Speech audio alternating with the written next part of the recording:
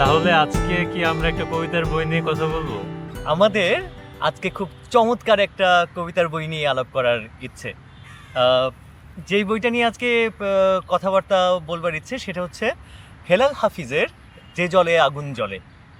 কবিতা পড়তে পছন্দ করে এবং এই বইয়ের নাম শুনে নাই বাংলায় যদি হয় খুব কম মানুষ পাওয়া যাবে।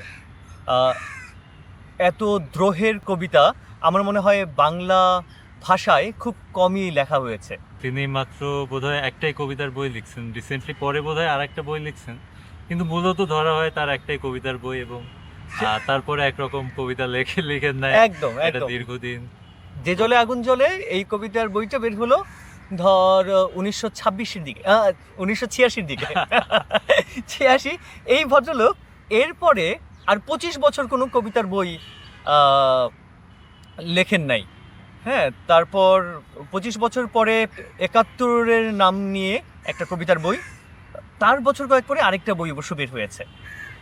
কিন্তু আহ, যে জলে আগুন জলের যে আহ, কি বলে জনপ্রিয়তা আসলে খুব হালকা একটা শব্দ হয়ে যায়। তার যে আবেদন এবং সময়ের সাথে মিলিয়ে এই বইয়ের যে গ্রহণযোগ্যতা সেই সময় ছিল আহ, অদ্ভুত। আমাদের তো আমরা আমরা তখন স্কুলে পড়ি না, স্কুলে টুলে আহ, যে কি বলে মানে হচ্ছে যে কোনো অনুষ্ঠান যে কোনো আহ, তখন তো পুরো দেশ রাজনৈতিকভাবে ভীষণ সক্রিয়। হ্যাঁ, স্বৈরাচার বিরোধী আন্দোলন চলছে, তার কবিতা লোকজনের মুখে মুখে ফিরতো। এবং আমি এখনো জানি যে এখনো যারা আবৃত্তি টাবৃত্তি করে, হ্যাঁ, তারা কিন্তু ওই এখন যৌবন যার মিছিলে যাবার তার শ্রেষ্ঠ সময়, কি দারুণ কবিতা। এই বইটা বের হয়েছিল দিব্যপ্রকাশ থেকে এবং শেষ যতদূর আমি জেনেছি 33তম না 34তম মুদ্রণ চলছে। হ্যাঁ, মানে কবিতার একটা বই এত বছর পরেও সেই 86 থেকে প্রিন্ট রিপ্রিন্ট হয়েই যাচ্ছে, খুবই ভালো লাগার একটা বিষয়। আমি হেলাল হাফিজকে নিয়ে পড়ছিলাম, ওনার জীবনটাও কি অন্যরকম হয়ে যেতে পারতো। আমি মুক্তিযুদ্ধের সময়কার কথা বলছি। 25শে মার্চের কালো রাতে যখন ক্র্যাকডাউন হলো তখন ওনারা কিন্তু ঢাকা বিশ্ববিদ্যালয়ের স্টুডেন্ট। তো উনি যেই হলে থাকতেন সেই হলে উনি কী কারণে থাকলেন না, তাদের হলের নাম ছিল ইকবাল হল সেই সময়, এখন মনে হয় ফজলুল হক হল নাম হয়েছে। সেই হলে বন্ধুদের সাথে আড্ডা দেওয়ার জন্য থেকে গেলেন। হ্যাঁ, তারপর দিন তো এসে দেখেন কি ম্যাসাকার হয়ে গেছে। মানে ওনাদের হলে মনে হয় পাকিস্তানি আর্মিরা যে নারকীয় তাণ্ডব চালিয়েছিল, ভাষায় বলার মতো না। একটা কোথায় লেখা পড়ছিলাম, নিউল্যান্ডু গুণের, উনি আজিমপুরের আশেপাশে তার বাড়ি ছিল, উনি এসছিলেন এরপর দিন দেখার জন্য কী হয়েছে।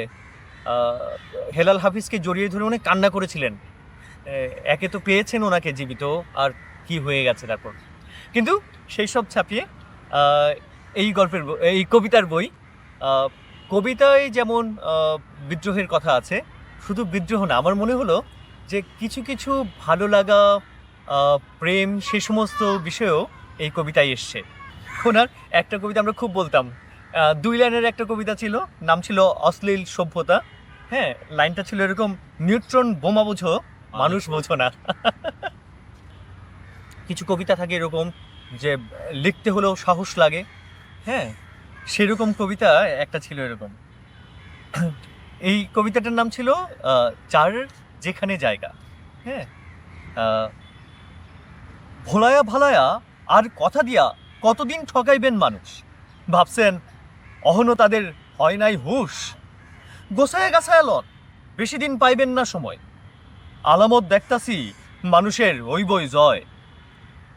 কলিমুদ্দিনের পোলা সিটি দেয়া জানাইছে, ভাই আইতাছি টাউন দেখতে, একসাথে আমরা সবাই, নগরের ধাপ্পাবাজ মানুষে কইও রেডি হইতে, বেদম মাইরের মুখে কতক্ষণ পারবো দাঁড়াইতে। এই যে সাহস, একটা উচ্চারণ ভুল করছি এর মাঝে, বাট হ্যাঁ, এই যে বলবার সাহস, এই সাহস কিন্তু রুদ্র মোহাম্মদ শহীদুল্লাহর ছিল। নির্মলেন্দু গুণেরও কিছু কিছু আছে না, কিন্তু সবাই পারে না। একই সাথে দ্রোহ, প্রেম, একটা কবিতার বইয়ের, এই কবিতায় খুব সম্ভব বইটাতে 56টা কবিতা ছিল। এর মাঝে আমার তো প্রায় সবগুলোই ভালো লাগে। আপনার কাছে বেশি ভালো লাগে কি তার প্রেমের দুঃখের কবিতা নাকি তার যে দ্রোহের কবিতা? আমরা আসলে হেলাল হাফিজ পড়ে বড় হয়েছি তার বিদ্রোহের কবিতা নিয়ে, এখন যৌবন যার নিয়ে, হ্যাঁ, তারপর এই কবিতাগুলো পড়ে। কিন্তু ওই যে তার মানবিক সম্পর্কের যে কবিতাগুলো, সেগুলোও কিন্তু দারুণ। সেটা বুঝতে আরও সময় লেগেছে। তো বললাম, এই কবিতার বই যখন বেরোচ্ছে তখন আমরা নিতান্তই বাচ্চা, স্কুলে টুলে পড়ি আর কি, হ্যাঁ।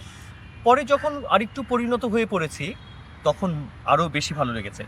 আমি শেষ আরেকবার এরকম আরেকটা দ্বারা এখনকার, ওই দিন আস্তে আস্তে মনে হচ্ছিল এখনকার একটা লাইন এরকম, এটার নাম ছিল হিজলতলির সুখ, হ্যাঁ। তো এক মানুষ এসে আরেকজনের সাথে কথা বলছে এবং একটা লাইন প্রাসঙ্গিক, সেই লাইনটার জন্য কবিতাটা এরকম। বলাই বাহুল্য, আমি রাজনীতিবিদ নই, সুবক্তাও নই, তবু আজ এই সমাবেশে বলবো কয়েক কথা সকলের অনুমতি পেলে। বলুন বলুন। রঙিন বেলুন দিয়ে মন ভোলানোর কোনো ইচ্ছে আমার নেই। উপস্থিত শুধুই কেউ ভুলে মনেও করবেন না আমি পারমিট, পেঁয়াজ আর পারফিউমের ন্যায্য মূল্য দিব। পেঁয়াজটা পেলে ভালো হতো, আর কত যারা দিত তারা আর দেবে না বলেছে। এই যে এইখানে এসে বললো যে পেঁয়াজটা পেলে ভালো হতো, তখন আরে পেঁয়াজের দাম তো এখনো খুব খুব বেশি, হ্যাঁ। পরিস্থিতির খুব বেশি উন্নতি আমার মনে হয় এখনো যা ছিল আগেও খুব বেশি এদিক ওদিক হয়নি। আমার হেলাল হাফিজ বললে মনে পড়ে তার দুঃখের কবিতা। এই কবিতা খুব পছন্দ ছিল। দুঃখের কবিতা বলছিস না?